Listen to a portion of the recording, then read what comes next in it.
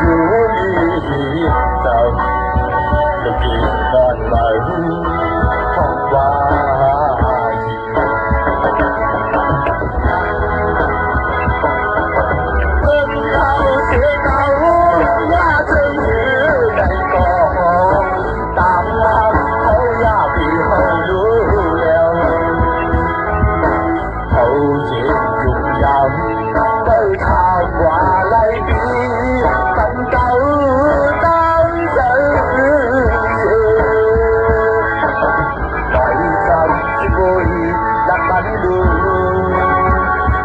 lại bạc lá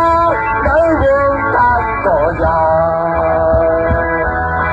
câu tiếng cực dù đi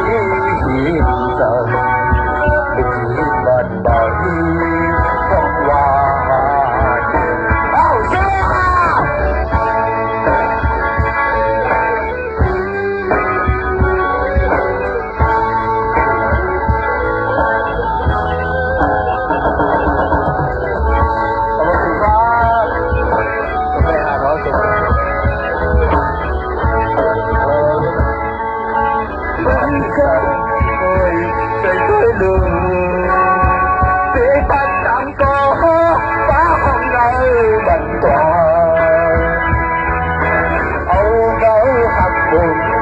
hoài di tận được gì ngọt bởi không qua gì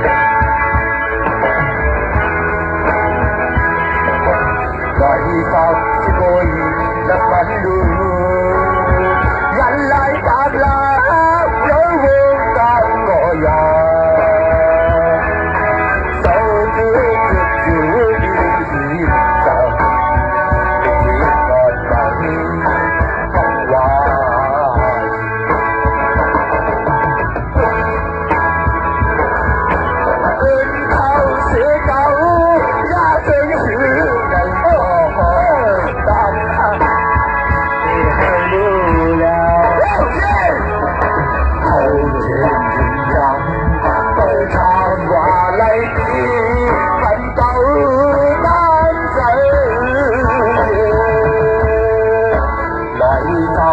tôi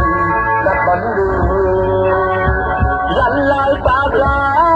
đối với tan cỏ già sau cứ cực dù đi hiện giờ lúc chỉ còn bởi không qua lúc chỉ còn bởi không qua bài đi câu ca số 2 dân kiểm trên đời